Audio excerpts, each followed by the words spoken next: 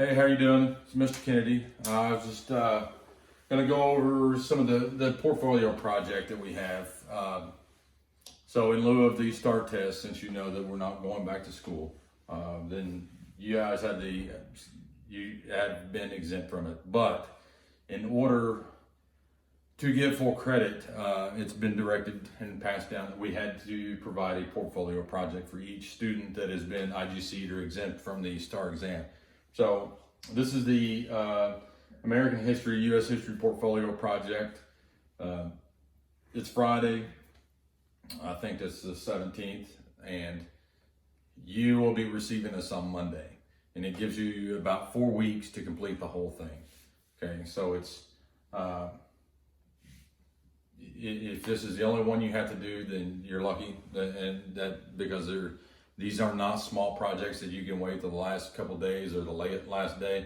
You need to get started now, or you're not going to have enough time. You have about 4 weeks to get it done, and it's a lot of hours that you're going to have to put into this to do it right and to get the most points you can get. So I'm going to go through this and I'm going to explain it. If you have questions, you can email me and I can answer them for you. So each student will complete on a Google Doc that is sent with a project format on it. The students will download the file and complete it as directed. When complete, students will share the document with me at my email address, jkennedy@crandall-isd.net, so it can be graded. Printed copies will be available at the Crandall Campus Academy at the front desk. Actually, on Monday, on that, I believe that they're going to be calling parents and stuff. Parents will pick it up. Your parent has to sign for it. And if they are unable to come and get it, then it will be delivered to the house. Parents or guardians, whomever you live with. I'm just going to kind of go through this. I'm going to summarize it. So I prefer that you do this on digital. It would, for one, it's going to make it easier for you when you have to insert pictures and pull information, and then also sharing with me. As you all know that have me in class, I live a long ways from school, so for me to get your hard copies, it's going to be a little difficult and it may take a little longer. That's another reason why you need to get it done. But if it's a digital, you can share with me when you're doing it, the way you would with your other projects. That some of you that finished U.S. History and did my other project, the Google Slides, you would share it the same way. Okay, you just share with me with my email address, and then I can grade it and I can send it to Miss Coward, and we can get that done and get you credit. So digital Google Docs would be the easiest thing for you to do. If you're unable, if you don't have internet at home, then you still, to get the information, you're going to have to go somewhere where you can get online. Whether, I don't even think the library is open, but we'll work around that. You can get the information. Most of you have phones. You can look it up on your phone. You can even do your Google Docs from your phone. I work on it on my phone a lot as well. All right, so what this project is, each American History Portfolio will have different chapters based on the historical time periods or eras. We're going to call it eras on this. In 1 year, we will learn about 8 different eras. The 8 eras are listed below and correspond with the units being taught in class during the year. Once students are completed with U.S. History A and B, they will complete and submit assignment to Mr. Kennedy. If students prefer, the file can be sent as a Word document and be completed and emailed to Mr. Kennedy. Your project must be completed in order to gain credit for U.S. History. So the way I've kind of broke this down, here's the 8 different eras. And we actually have more than 8 eras that we teach in U.S. History. I've lumped some of them together, or you might want to call them units. A lot of times you just call them units. I've lumped some of them together, and it'll be to your benefit because there's a lot more information and less of these you have to do, these different sections for each era. Each era is worth 145 points. that makes up a total of 1,160 points. You have to have 812 points in order to pass this assignment. So it's important that you do everything and do everything right. Don't copy and paste. Don't plagiarize, because I will not count it, and you'll lose points for a whole era and everything you plagiarize. So it's very important that you take the time and don't be lazy about it, and write yourself, research and write everything. So what I did with this, the Era 1, building a foundation, that's just your constitutional period.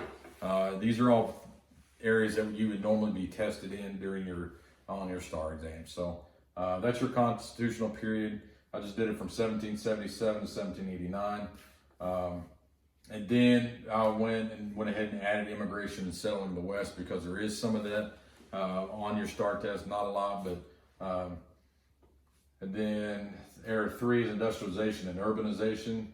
That is really your Gilded Age and your Progressive Era, all that lumped into one.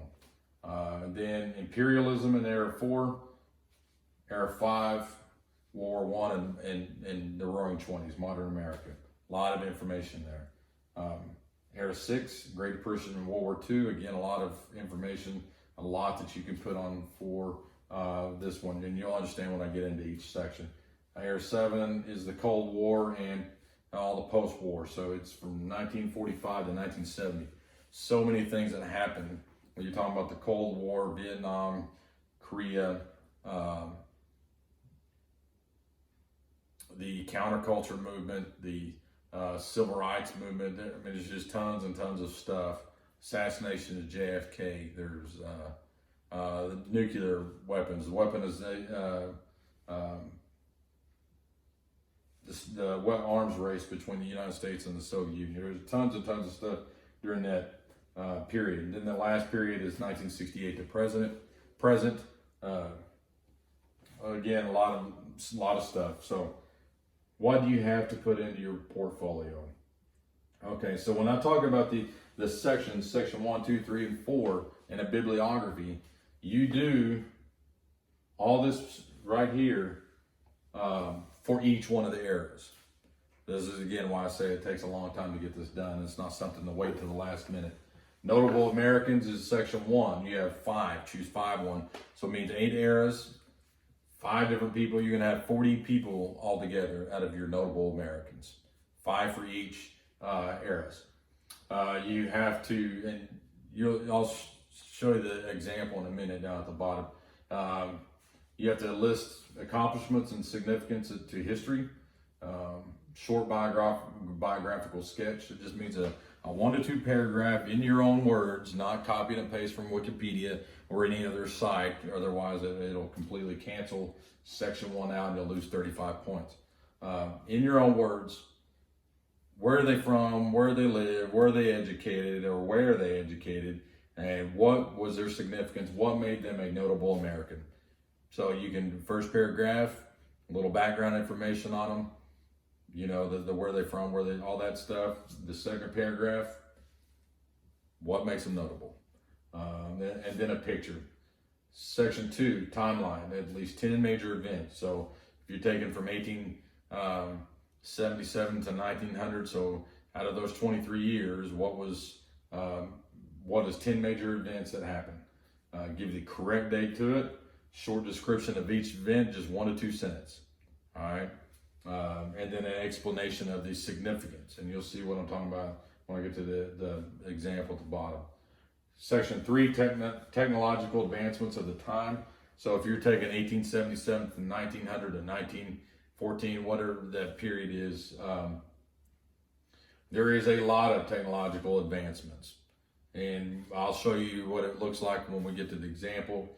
But you just pick 5 to 10 of the most important technological advancements. So when I say most important, what are the most important things that really changed the United States, good or bad, and changed society? Was it the creation or invention of the nuclear weapon?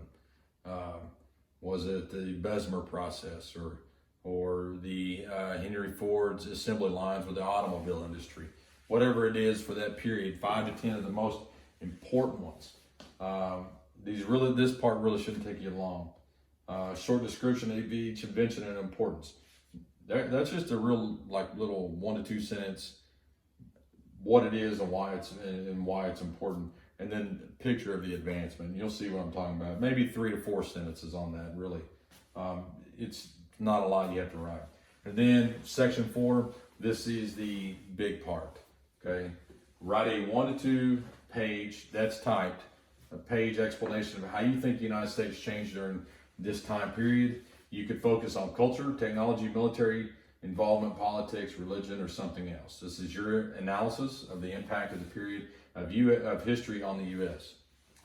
So I'll take the Cold War period again.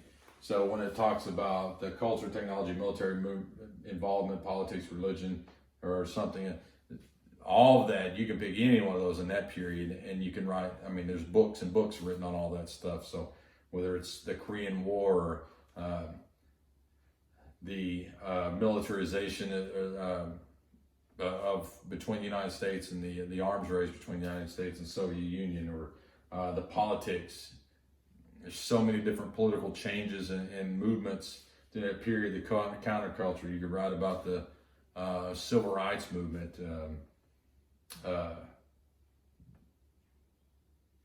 A lot of different things in that period. Politics, religion. There's a lot of change in religion.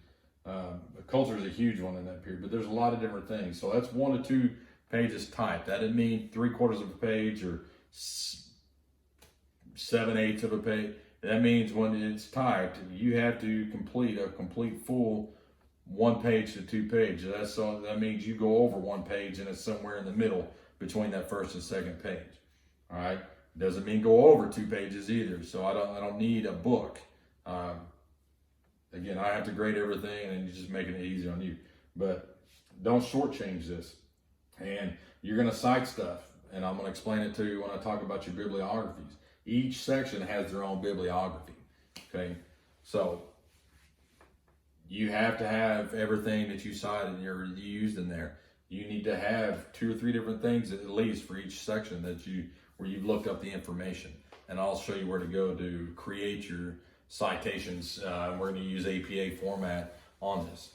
Okay, so that's section 1. This is your biggest part of that whole section. Is section 4 of each one.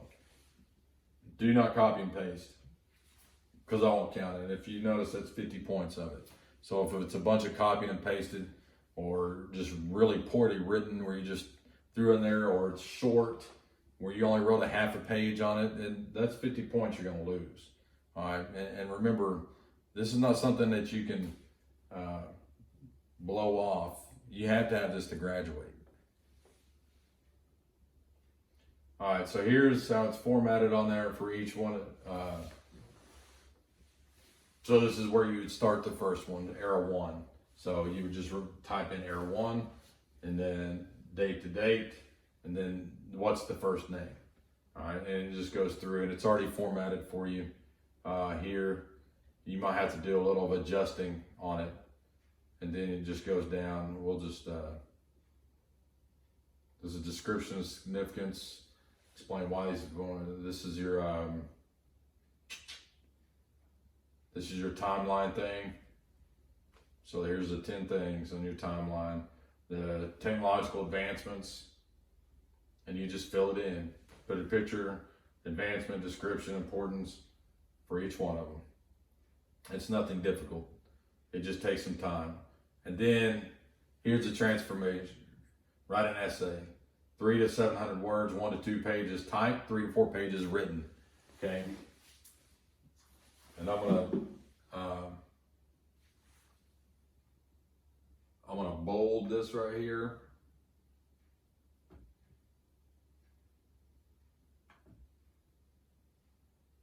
Okay.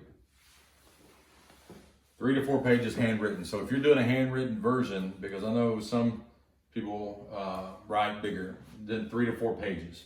If it's typed, then 1 to 2. That don't mean under 1 and under 3. That means somewhere between 3 and 4 handwritten, and somewhere in the middle between 1 and 2 typed. So, and then there is no leeway. That's the first thing when I come to this. I'm going to look at the length of of the writing, the transformation you're writing. And if it is short, it's automatically a significant amount of points off. Okay, and then I'll begin looking at your writing and what you wrote about, and your analysis of what it and how it transformed. And again, when you're talking about this right here, how did the United States transform? How did it change? So whatever you're talking about, so if you're talking about that period in the Cold War, if you're talking about the counterculture movement and the change in culture in that period between 1945 and 1970, it's a massive change. Going from, if you're going to look at it that way, and you're going from the people who fought in World War II and their older traditional values, and then their children born, who we call boomers now, the baby boomers. They, in the 1950s, are growing up, most of them, born in the mid to late 40s, early 50s, and they're growing up as kids in the 50s. TV's been is becoming more and more popular, the movies. So a lot of change. Their Korean War happens, the arms race, the Cold War between the Soviets and that's really popular, and they're growing up with that. So it's a partly a constant fear, all these things that changes their culture. So in the 1960s they hit, a lot of them have to get drafted, they go to Vietnam, they are protesting their ideas, their change. They want to break away from those traditional values that their parents and grandparents had, and that they became the counterculture of the hippie movement. So a lot of things have changed, and then there's a lot of influence from Hollywood and all these other people and writings and different ways of thinking. So you could write easily write, and keep in mind there's books and books and books written about each one of these tiny little things that you guys are going to write about. So 1 to 2 pages typed is nothing, and 3 to 4 pages handwritten. So, and now I'll show you an example of it. Just make sure you do a good job, because this right here, this writing part is the biggest part of each one of your errors. Then again, your bibliography, and I'm going to show you how to do that in a minute. All right, here's a sample portfolio project. So again, it starts off with section 1 with your notable Americans. Just 5 of them, it's not much, so they use Daniel Boone.